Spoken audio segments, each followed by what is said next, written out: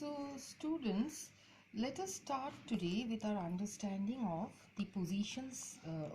What I was telling you all yesterday, that the area, the space that we consider of the particle.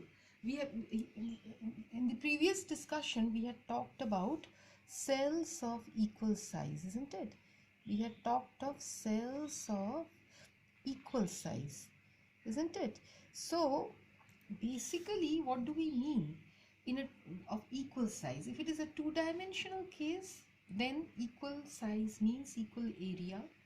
Okay, for 2D these cells would mean equal area. Okay, for 3D this would mean equal volume.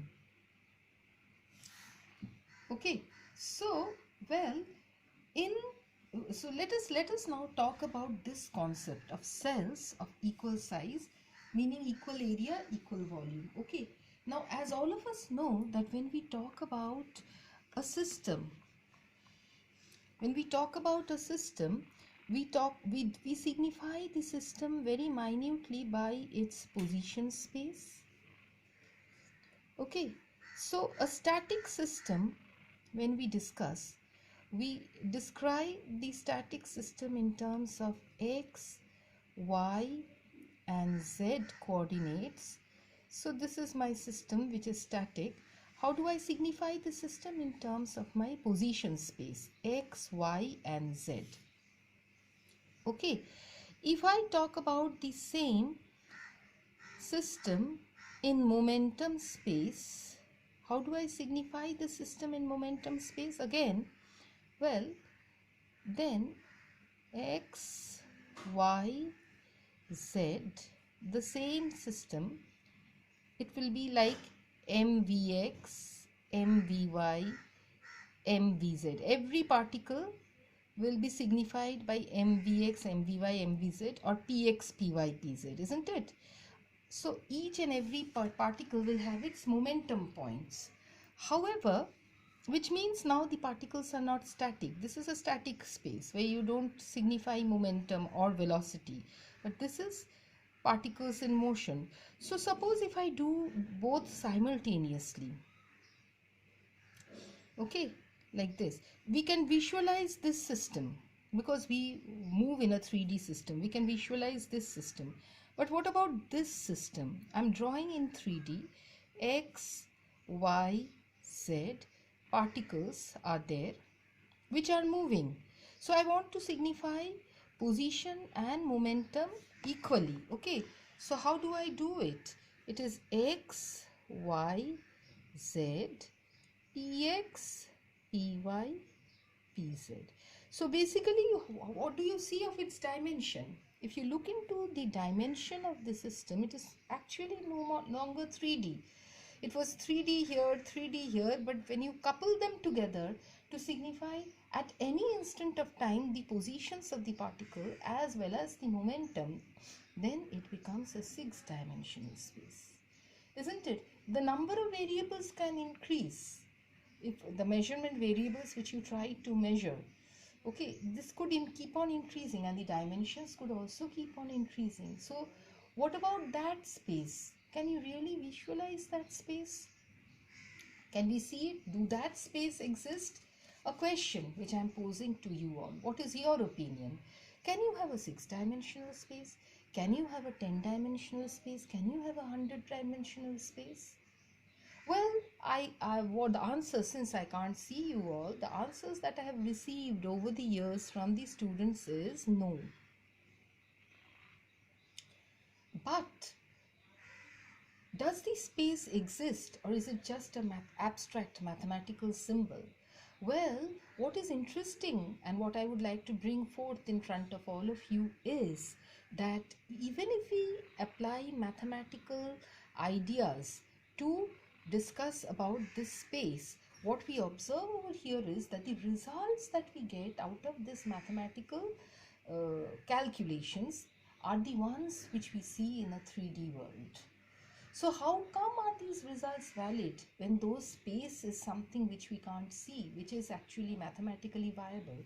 So we are working in a mathematically abstract space to generate a result which is very much valid and seen in a 3D space. So maybe probably that space exists, maybe not, it's just an abstract space. Well, you can call it God space. Maybe in those higher dimensions it's God who exists over there and who's seeing us, almost like the concept of an ant. An ant, when it moves on floor or on the wall, to an ant the dimension which is actually what it sees is 2D, because it can move in 2D and it can visualize 2D. The third dimension is not visible. However, standing in 3D, I can see the ant and I can see whatever it's doing. So to the ant, I am the God. I can see everything of what is going on of the ant. To the ant, it's just that limited dimensional space in which it is moving. So maybe it exists, maybe not. It's an abstract world where we do our calculations and then we come out to see the results. And then we see that the results are very much valid. So, well, when we take an elementary volume over here, suppose say we take an elementary volume over here. Okay. What will I call this volume? This volume will be dV. This dV will be equal to dx, dy, dz, dpx, dpy, dpz. And this volume I will call the available volume. This is the available volume. Okay, so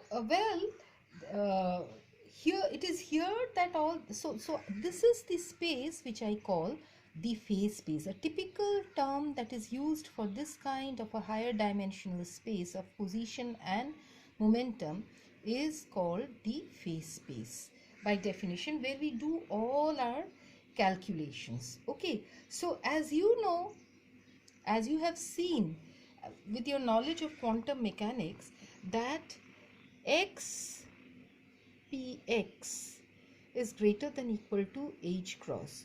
So will be dx dpx, okay, dy dpy, dz dpz. So dv in quantum mechanics has to be greater than equal to h cube.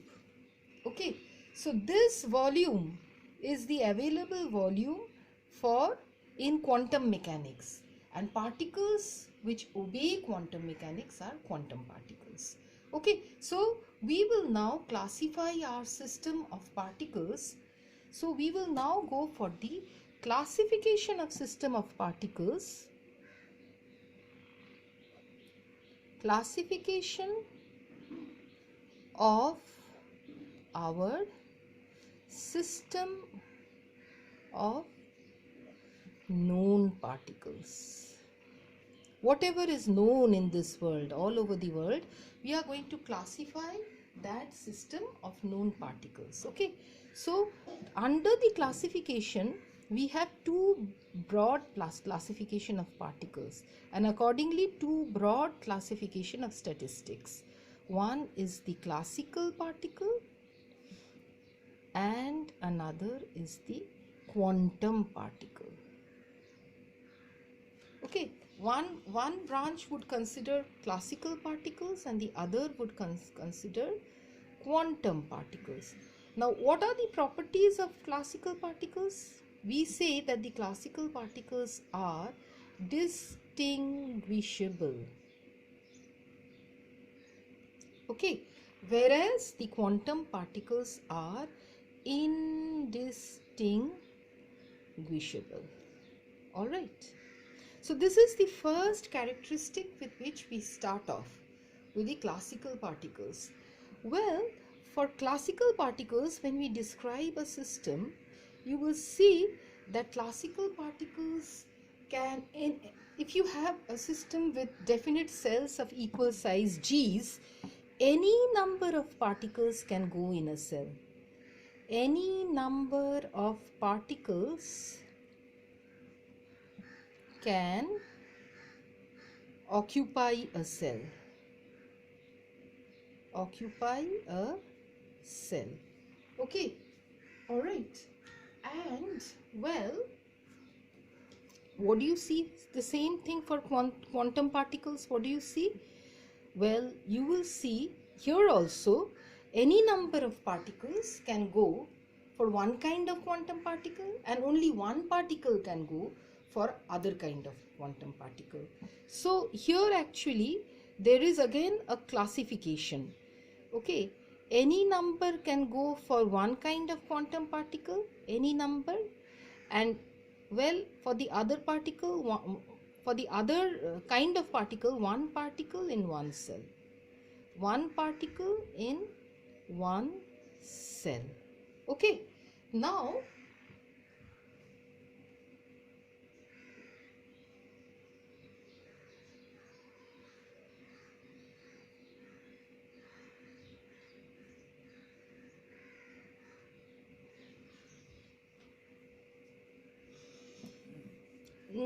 you see